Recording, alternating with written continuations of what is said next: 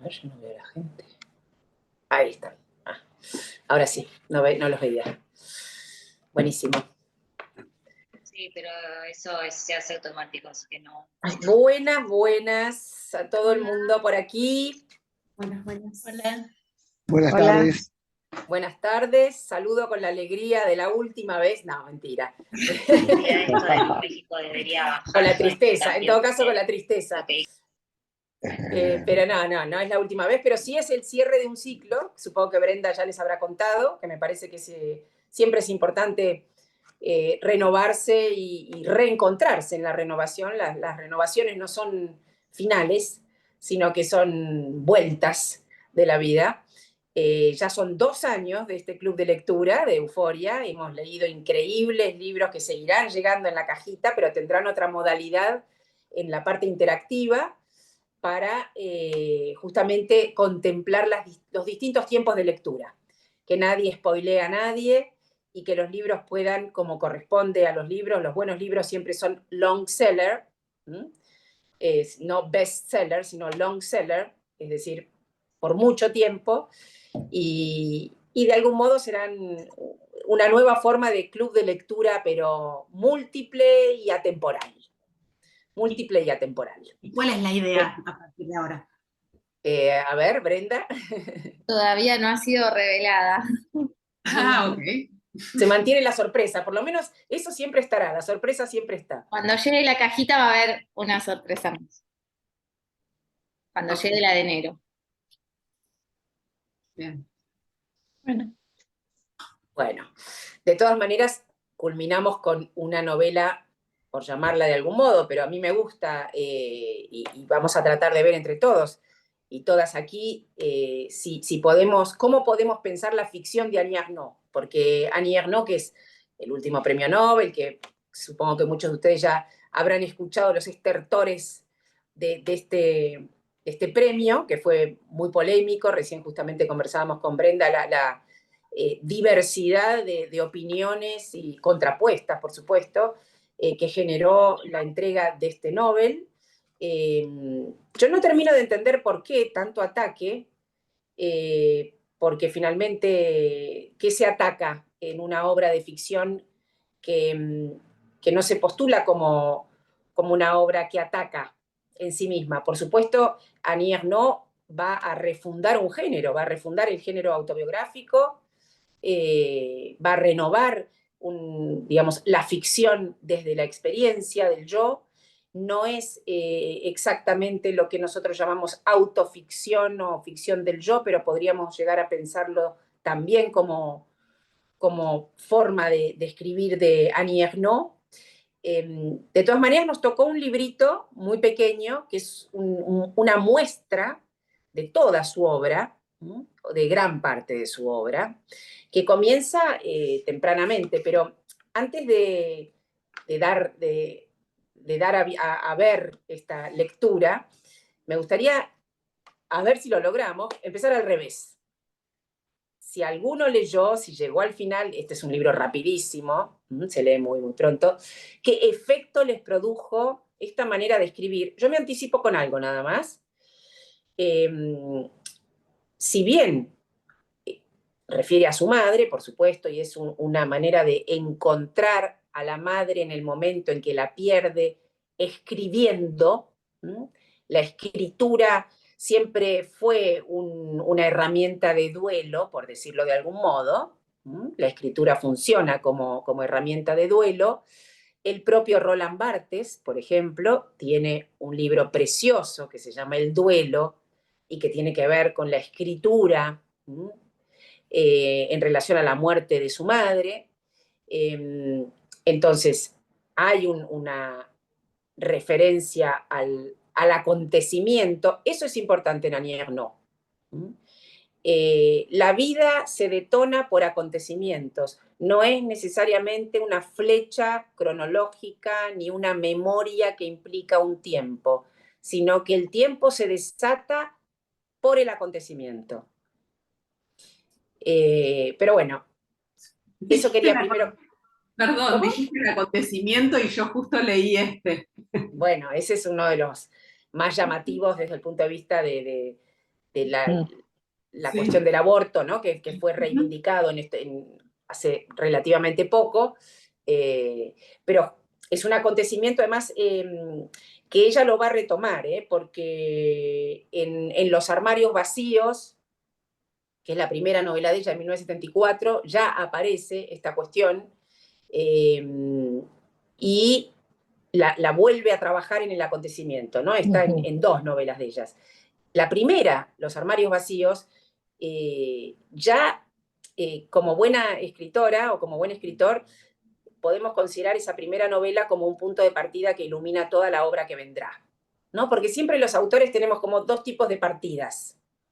Las partidas fallidas, que son súper interesantes. Partidas fallidas, ¿qué significa? Que escriben 1, 2, 3 novelas y que después esas novelas no sirven absolutamente para nada. Funcionan como las novelas que hay que desechar para poder empezar a escribir. Como ya lo sabemos, Bioy Casares tiene 2 o 3 novelas que nunca más se volvieron a publicar porque él prohibió la publicación de esas 3 novelas. El propio Borges, que no escribió novelas, pero sí, por supuesto, los 2 primeros libros de Borges, él no quiso que se volvieran a publicar, prohibió la publicación de Inquisiciones, más allá de que después lo hizo María Kodama, por suerte, pero son maneras de empezar, digamos, desechando el principio.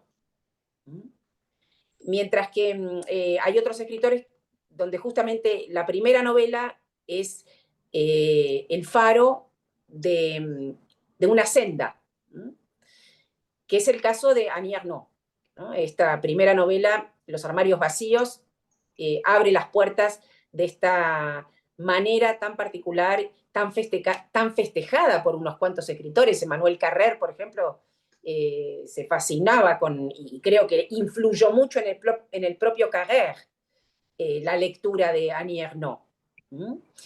Pero por eso yo lo asociaba con Roland Barthes, y de todas maneras, yo me acuerdo cuando empecé a leer Annie Ernaux, me propuse como ejercicio, que en general lo hago, con los textos autobiográficos, en general lo hago, no pensar que es la vida de la autora, no pensar en absoluto que es la madre de la autora, sino que leerlo como un texto autónomo de la vivencia, como una letra, en todo caso como una letra de vida, si quieren, como una ficción independiente del origen. O sea, trato de que se independice del origen para poder leerla como una ficción universal. Y realmente en esta ocasión, cuando volví a leer Una mujer, no sé por qué la leí en clave Camus, como si estuviese leyendo el comienzo del extranjero, cuando Meursault, en El extranjero de Camus, anuncia la muerte de su madre. Y realmente lo saboreé como ficción pura. Pero bueno, me gustaría ahora sí escuchar algunas lecturas y después vamos empalmando. Silvia, yo ya lo había leído y lo volví a leer y me llamó la atención porque yo había leído otros, El acontecimiento, La vergüenza, y en este me parece que habla como mucho más amorosamente de la madre, a la que no trata tan bien en los anteriores. Sí, acá Como hay si una la muerte... reconciliación. Hay una reconciliación. Sí. Sí. Pero justamente es la reconciliación a partir de la muerte, ¿no? La resignificación de esta vida desde la muerte. Y un poco ella lo dice. Vieron que el libro tiene una cualidad que a mí me parece también casi una fórmula, casi una fórmula de escritura. Si esto fuera un taller de escritura y no de lectura, lo propondría como trabajo, porque se maneja en 2 planos. Aunque es un libro muy breve, tiene todo el tiempo estos 2 planos. El plano anecdótico, ¿no? El plano del acontecimiento, por decirlo de algún modo, y luego el plano de la escritura, ¿no? Lo vamos a ir viendo, son 2 instancias todo el tiempo. El acontecimiento, o sea, lo anecdótico, tiene que ver con el pasado. O sea, un registro es el pasado. Y otro registro es el presente. ¿Cuál es el presente? El de la escritura. Mm. La escritura es el presente. Y justamente la escritura como presente es un modo de lidiar con el pasado. Es ¿qué se hace? ¿Qué se hace con la muerte de la madre, por ejemplo? Hay muchísimos ejemplos en la literatura. Se me ocurre, por ejemplo, el más cercano, porque es muy amigo mío, de Federico Janmer, ¿no? Federico Janmer, cuando muere el padre, escribe un libro muy bello que se llama Papá. También. Bueno, María Negroni también maneja ese registro. Pero sí, hay dos, ¿no? Todo el tiempo está este juego. ¿Qué más?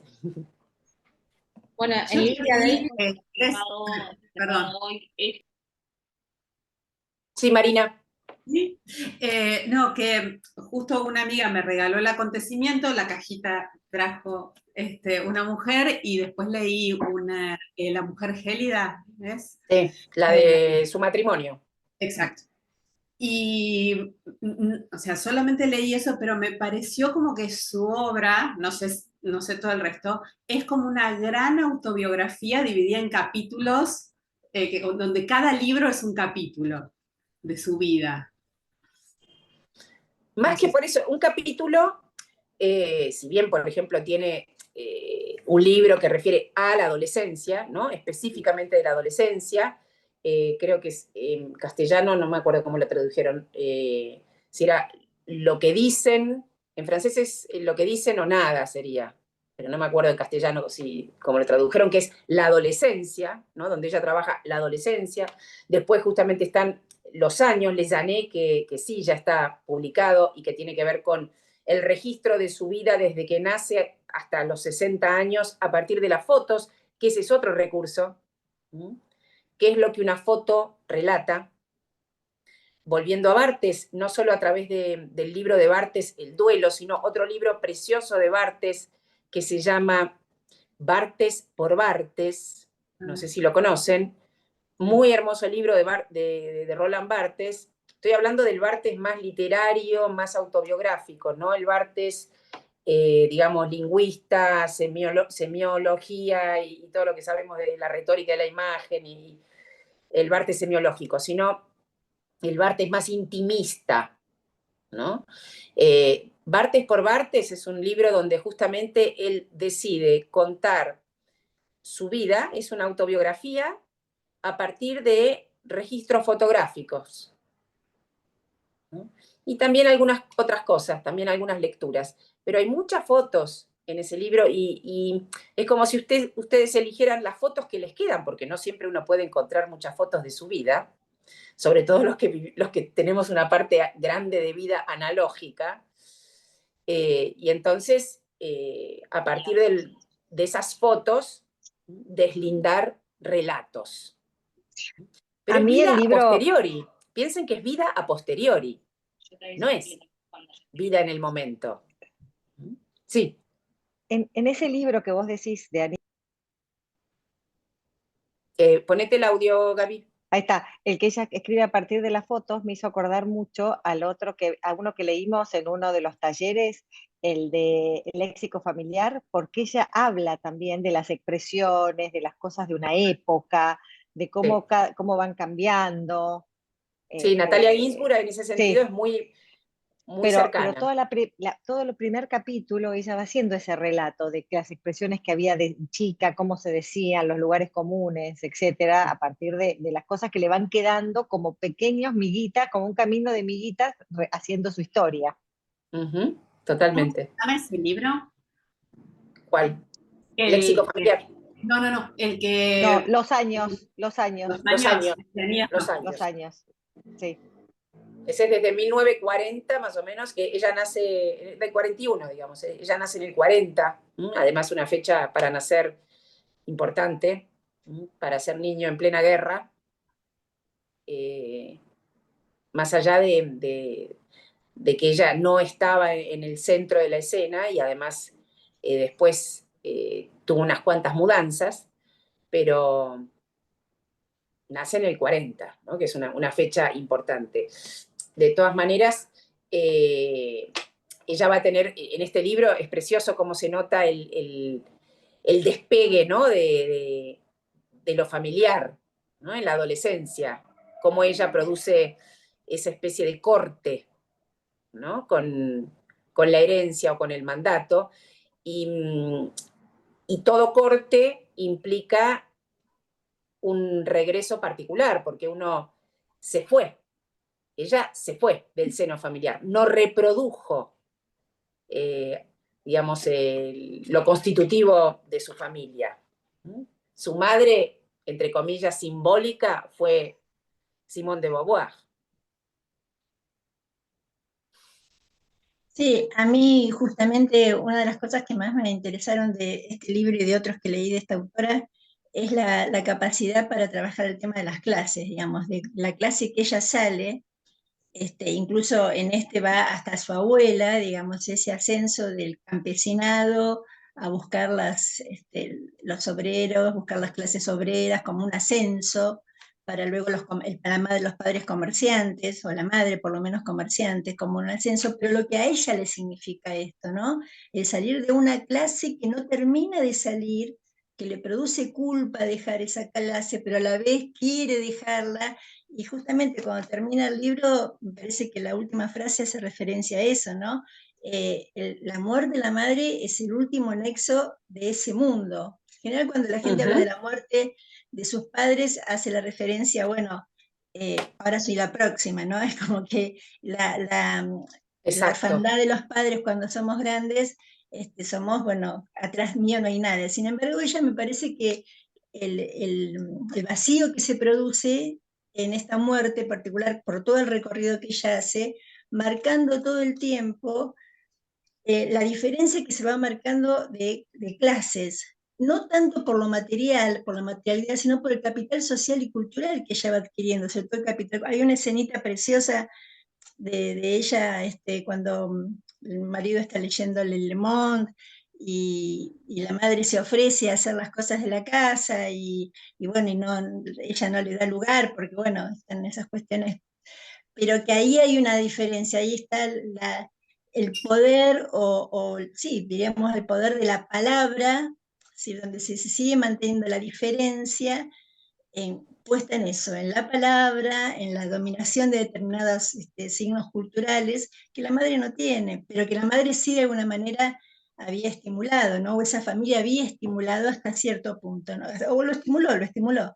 Eso me parece muy interesante en toda la obra de ella, por lo menos en este y en el libro cuando habla del padre, la muerte del padre. Ahí también hay un par de escenas donde ella vuelve con sus amigas y esa diferencia, el notar, el quedarse como por afuera de esa escena y ver cómo el padre trata a las amigas de un modo que las amigas no necesitan que las traten así, ¿no? Pero es un modo de homenajearlas, de agasajarlas. Eso me pareció como, ella en este libro lo dice, que es una novela literaria, pero también de historia y también sociológica, porque me parece que le dedica mucho tiempo a esa cuestión de la clase, ¿no? El cambio de clase. Porque lo que tiene además ella en esta escritura tan particular, no es alguien que se sirve de la vida para escribir, sino que está todo el tiempo significando con la escritura el sinsentido de la vida. Pero ella lo significa, es como si anclara, como si en cada vez que escribe ancla, ¿no? Por eso tiene mucho poder y por eso recibió el Nobel, ¿no? Entre otras cosas. Y hay algo de lo que decís que me interesa porque justamente la última frase da cuenta de que de su seno familiar ella se desprende, no continúa. La diferencia entre continuar y desprender, y el desprendimiento, ¿no? Ella narra un desprendimiento. De todas maneras, también, como vos lo señalaste, uno no se desprende sin motivo. También hay una motivación al desprendimiento. Y la motivación está en que la madre valora la palabra. La madre, si bien es comerciante, si bien el marido, el padre de ella, no tiene, digamos, las apetencias culturales de la propia Ernaud, ya está en el seno familiar el valor de la palabra, el valor de la cultura. Y es, bueno, supongo que a ustedes también les habrá pasado, uno muchas veces, sin darse cuenta, pesca cómo es feliz el otro, cómo son felices los padres.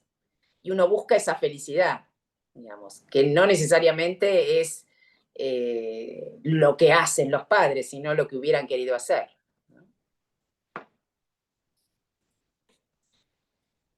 Marina, ¿querías agregar algo más?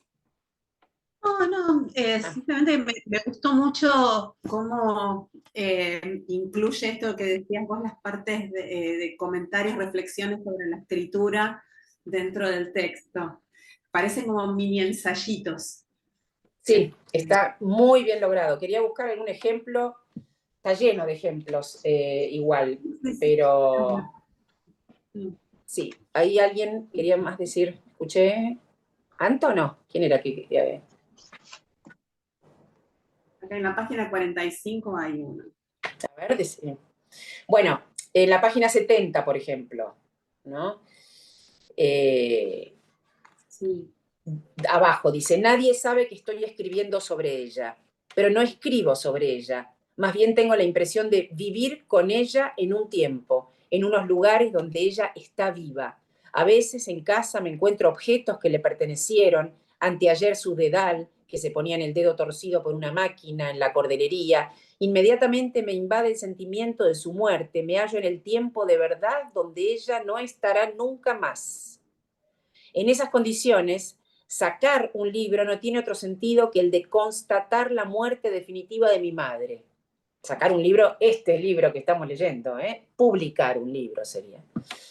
Ganas de injuriar a quienes me preguntan sonrientes, ¿para cuándo tu próximo libro?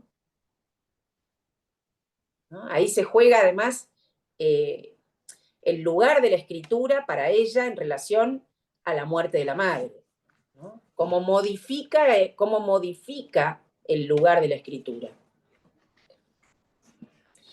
De todas maneras, como bien también lo dijeron por allí, en una suerte de las primeras páginas que funcionan como prólogo, ¿no? a esto mismo, ella dice en la página 24, último párrafo, mi proyecto es de naturaleza literaria.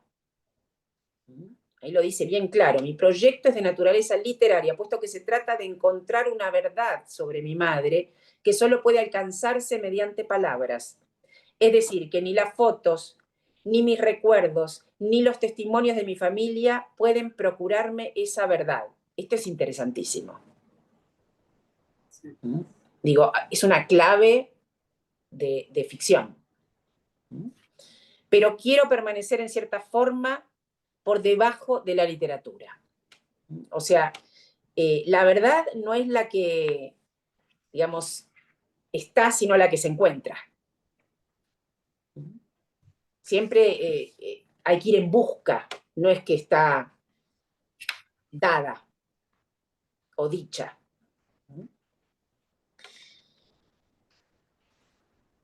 Silvia, Sí. yo me acordaba de esto que decías hace un ratito del ejercicio de escritura presente y el recuerdo, que es un poco lo que veíamos con Lydia Davis en el final de la historia, que su escritura era su presente.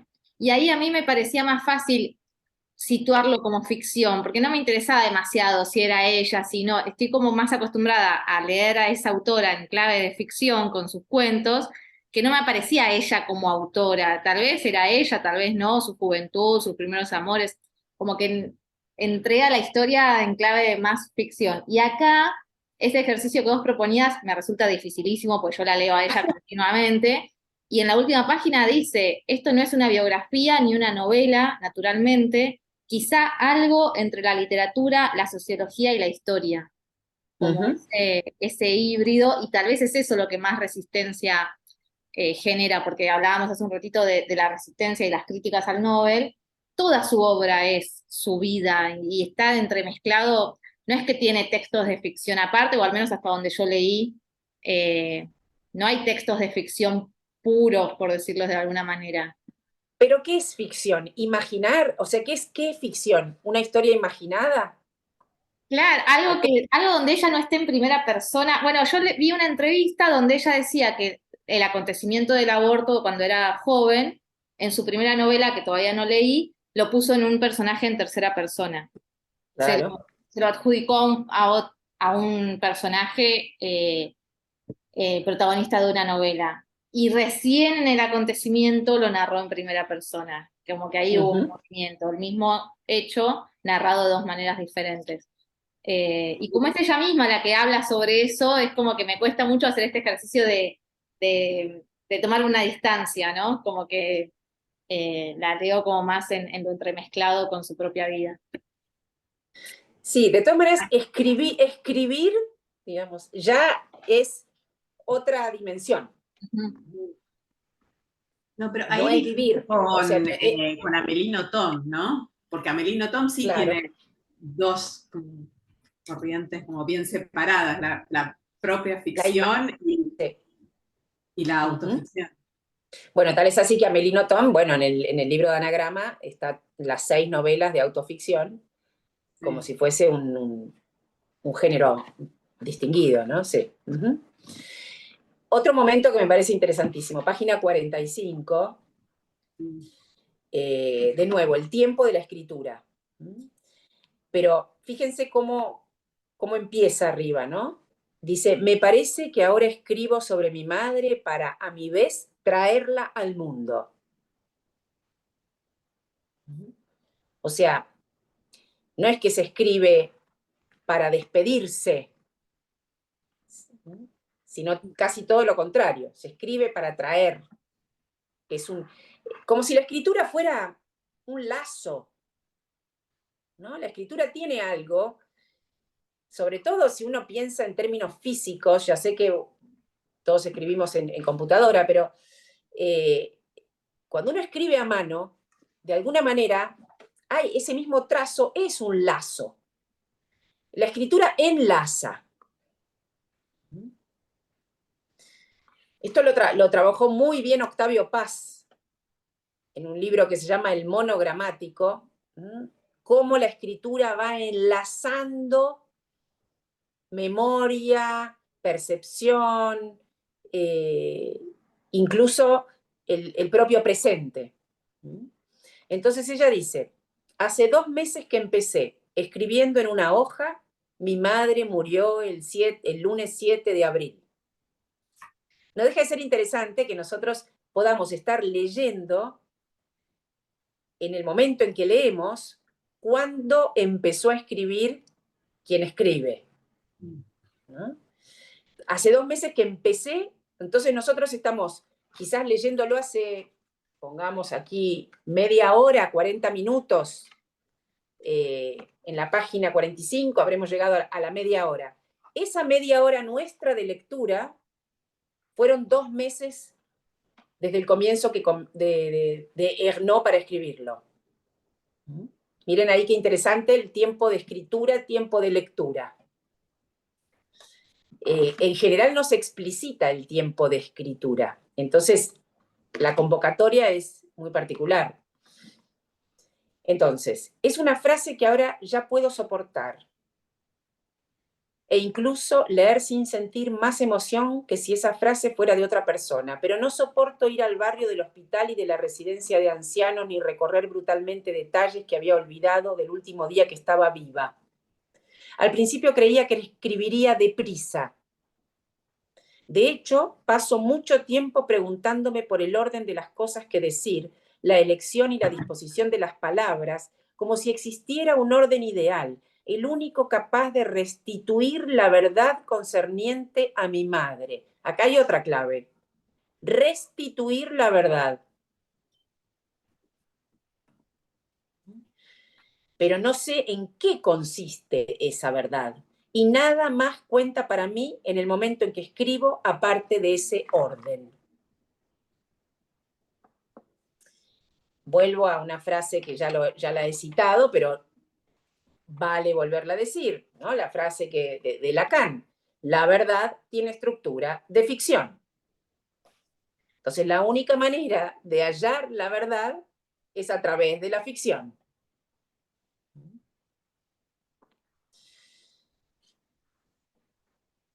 También hay algo que tiene que ver con el saber y el recordar. Fíjense que ella lo pone con mayúsculas, ¿no? Son las únicas dos palabras que están con mayúsculas en la página 101. Cuando dice,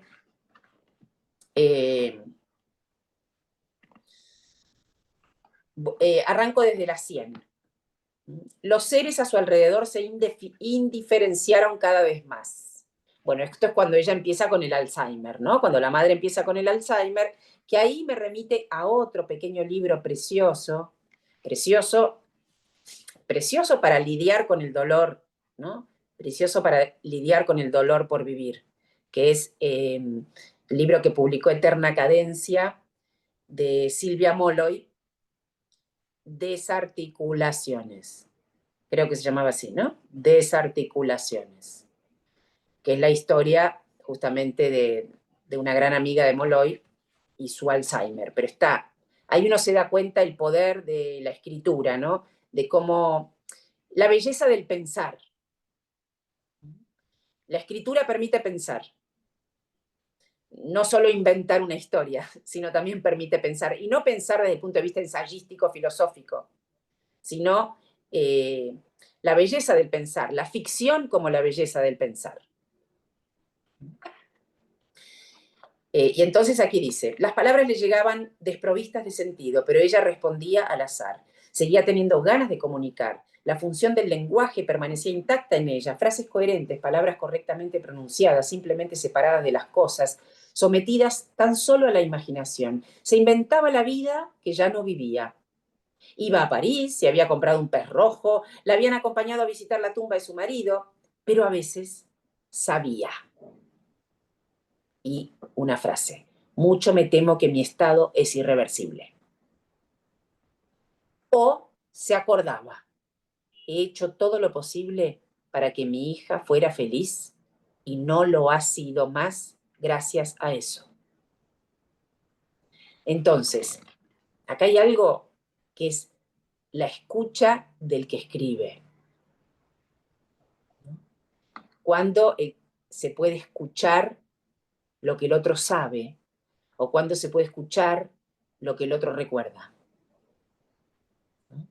Y pone dos frases que tienen que ver con lo que la madre supo hasta el final: mucho me temo que mi estado es irreversible, y con lo que la madre se acordaba: he hecho todo lo posible para que mi hija fuera feliz y no lo ha sido más gracias a eso.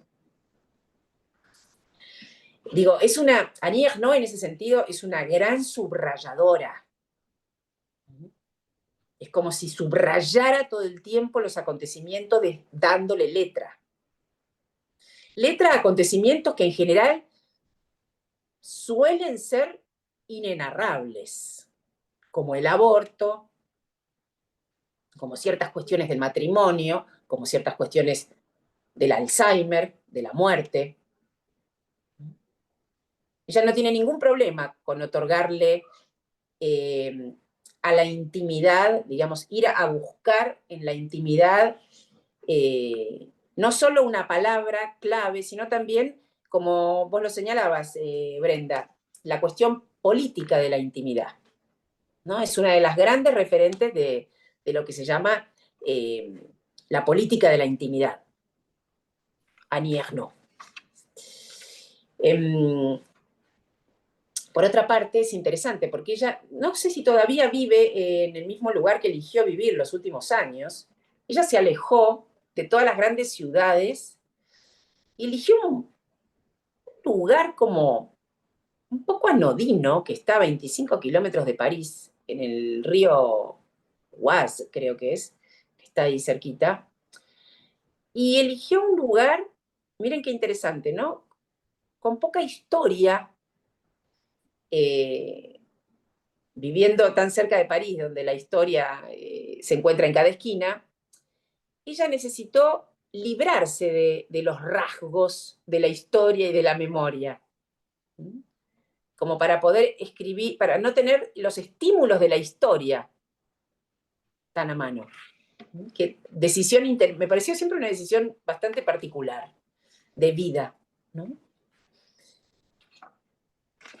Luego, hay otra instancia que a mí en general me gusta detenerme cuando los escritores apelan a un paréntesis, ¿no? La utilización de los paréntesis. ¿Qué significa un paréntesis? Sobre todo cuando se trata de una escritura, entre comillas, autobiográfica. Página 95. Miren este paréntesis. Abajo, bien abajo empieza el paréntesis. Dice, estoy escribiendo esas mismas palabras, pero ya no son como entonces palabras solo para mí, para ayudarme a soportar aquello. Ahora son palabras para darlo a entender. Aquí me gustaría detenerme un segundito, porque es como si uno tuviese un diario íntimo para lidiar con la soledad, ¿no? Porque lo voy a leer desde unas líneas antes para que se entienda lo que quiero decir. Dice así, empezó a hablar con interlocutores que solo ella veía, ¿no? La madre, cuando ya empieza con muy, muy avanzado la enfermedad, empezó a hablar con interlocutores que solo ella veía. La primera vez que le sucedió, yo estaba corrigiendo exámenes. Me tapé los oídos. Pensé, se acabó. Después escribí en un trozo de papel, mamá habla sola. Ahora, una cosa es el trozo de papel y la necesidad inmediata de dar cuenta de un antes y un después, porque desde el momento que la madre habla sola, ella ubica un antes y un después, el comienzo de la enfermedad, o lo irreversible de la enfermedad, y que uno hace una descarga en un papel.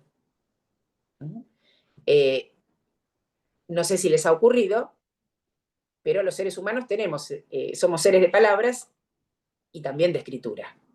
No hace falta ser escritor. La escritura es una descarga, pero ella está diferenciando la descarga inicial, mamá habla sola, de lo que en este paréntesis ubica como diferencial entre descargar un texto y escribirlo. Porque dice, ahora estoy escribiendo esas mismas palabras, pero ya no son como entonces. Palabras solo para mí, para ayudarme a soportar aquello. Ahora son palabras para darlo a entender. Es otro momento. Y aquí está la clave de la literatura de Ernaud. Dar a entender. En general, cuando uno lee a Annie Ernaux, uno recibe, ella dice dar. Quien da implica que hay otro que recibe, ¿no? Nosotros los lectores recibimos un entendimiento.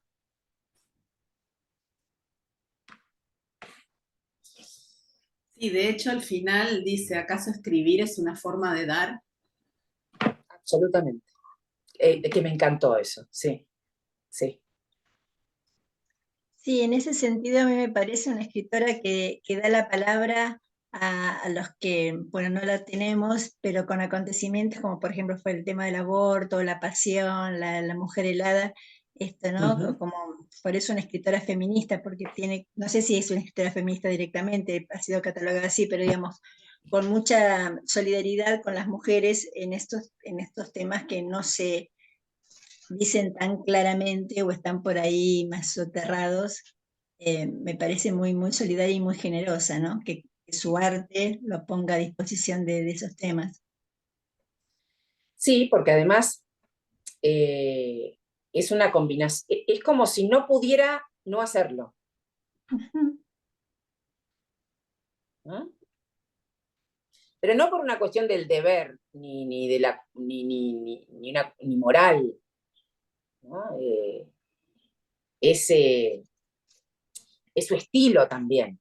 Recuerden que forjar un estilo tiene mucho que ver con lo que... con un cruce de lecturas también, porque si no, no estamos hablando solamente de una experiencia de vida. También hay un cruce de lecturas. Ella se formó, fue una gran lectora. Entonces, si bien está escribiendo sobre su vida, la letra le viene de vidas ajenas, para citar a Carrère, ¿no? No es que le viene de su vida todo lo que escribe.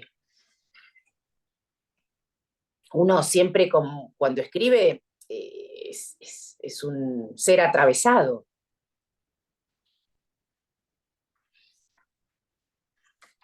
Y muchas de las travesuras de un escritor es justamente tener en cuenta todas esas vertientes que se presentan a la hora de escribir, ¿no?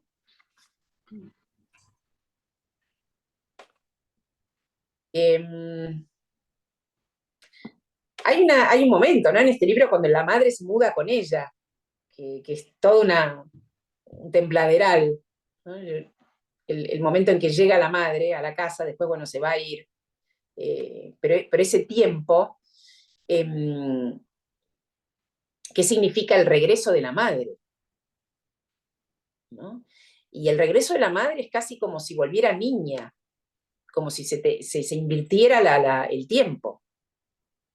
Por eso quizás lo asocié también con Camus. Recuerden cuando Camus, en otro libro, el último libro de Camus, el libro autobiográfico de Camus, El primer hombre, no sé si lo leyeron o si lo ubican, es una novela preciosa de Albert Camus.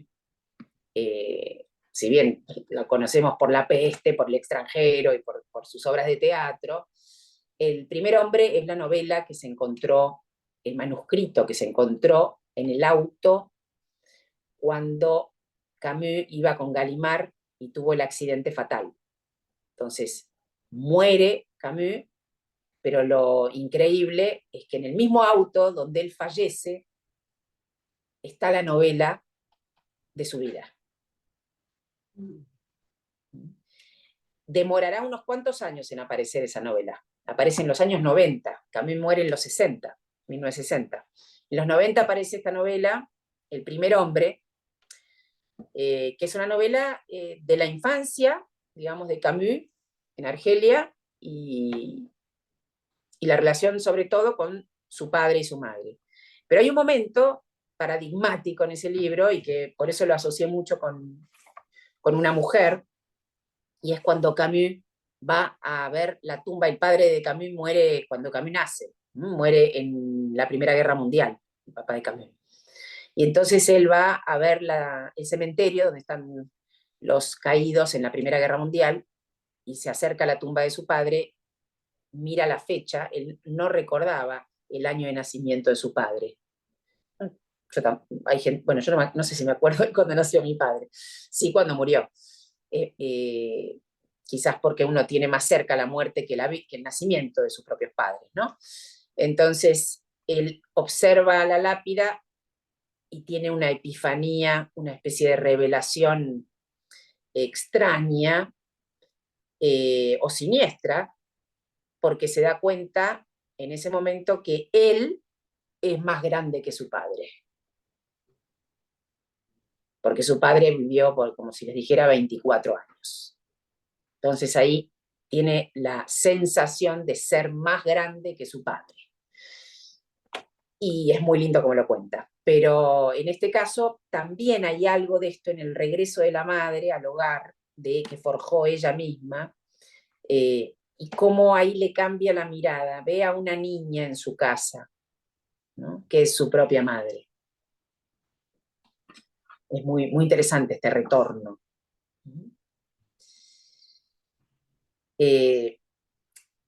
También es una novela corta, por supuesto, pero que es muy ordenada desde el punto de vista de las etapas de la vida. Es un ejercicio de escritura, digamos, de escritura veloz. Cómo en tan pocas páginas se puede contar una vida entera. Incluso hasta el momento en que la historia se detiene. Página 91. Su historia se detiene. Esa en la que ella tenía un sitio en el mundo. Ahí es donde uno dice, se merece el premio Nobel. Y basta con los que dicen que no. Y vieron que le pusieron, además, en las librerías en Francia, ponían carteles, acá no se vende Annie Ernaux. Porque, claro, era como considerada una extremista, ¿no? Dentro del feminismo. Que ni lo era, que ni lo es.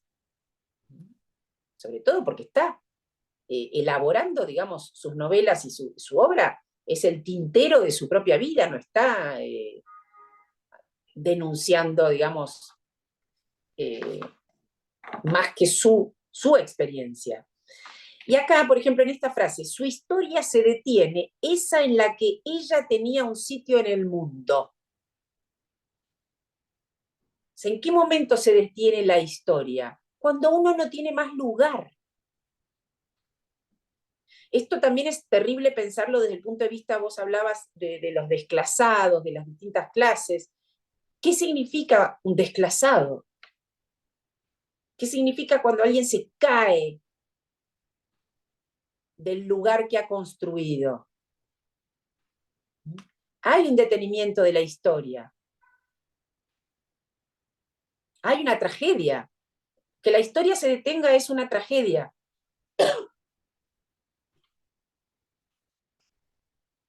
Perdía la cabeza. En este caso, perdía la cabeza.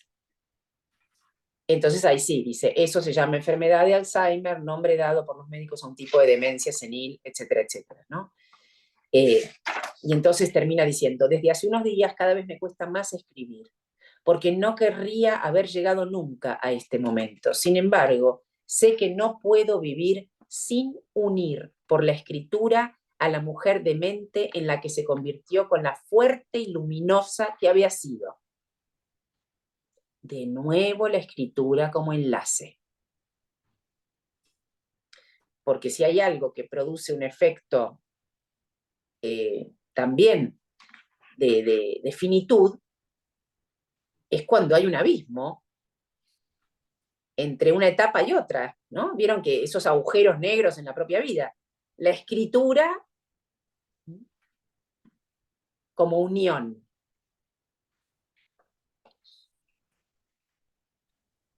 Y luego las etapas, ¿no? ¿Vieron cómo va contando las etapas? Eso me hizo acordar mucho de Desarticulaciones de Silvia Molloy, ¿no? Y cada etapa además la vislumbra también Ernaux.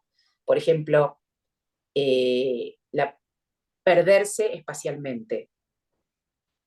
Otra, dejar de entender lo que lee. Y luego, la pérdida de los nombres. Finalmente, la desconexión entre la palabra y su referente. ¿No? Es muy triste cómo lo narra, pero al mismo tiempo muy lúcida las anotaciones que va haciendo. Y el final, que es bellísimo, pero claro, ahora justamente, como decíamos al principio con Brenda, hay gente que quizás todavía no lo leyó. Así que no voy a leer el final, pero sí, en la página 107, una última frase, que no es el final, aclaro, dice, su imagen tiende a volver a ser la que creo tenía de ella cuando era pequeña, una sombra grande y blanca por encima de mí. De nuevo, Chapeau, premio Nobel. Si hay algo que van a encontrar siempre en un premio Nobel, más allá de que algunos no son tan buenos como uno espera, o no tiene uno quizás la empatía que con otros sí, es la instancia poética. No hay novel sin prosa poética en general. Y en Anier no, por más dura que sea y por más autobiográfica que parezca, la escritura es una escritura del entendimiento y de la, digamos, conmoción. Y en general, del lado de la conmoción está la poesía.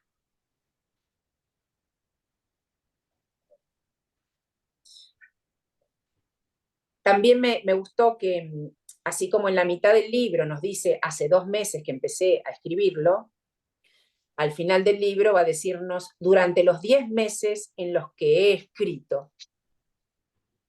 Por lo tanto, sabemos que nuestra lectura de 2 horas, que es más o menos lo que, no, menos, 1 hora y media demora leer este libro, aviso de paso, para quienes no lo leyeron, 1 hora y media lo leen, lo disfrutan. Es como una película, 1 hora y media, con tranquilidad, no hay que apurarse. A ella le llevó 10 meses.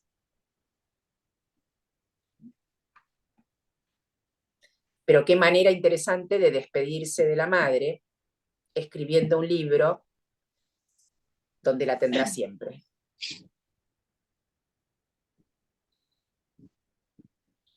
Bueno, aquí nuestro último encuentro del año. Seguramente nos vamos a ver de una u otra manera. Con algunos de ustedes quizás nos vemos en el verano en los talleres de clásicos no tan clásicos que tengo de lectura. También en el Malva, voy a andar ahí por el Malva con un cursillo. Así que espero que de alguna otra manera sigamos estando entre libros. Seguro. Seguro. Buenísimo. Sí, seguro, claro. Bueno, Muchas gracias, Silvia. como Chau, siempre, chau. Silvia, un placer. Gracias. Gracias. Igualmente, buen verano. Gracias. Que la Chao, pasen lindo. muchísimas gracias. Chau, Muchas Claudia, gracias, Silvia. Levi. Muchas Chau, chau. gracias. Chao, Gracias. Daniel. Chao, Chao. chao. Chau, chau.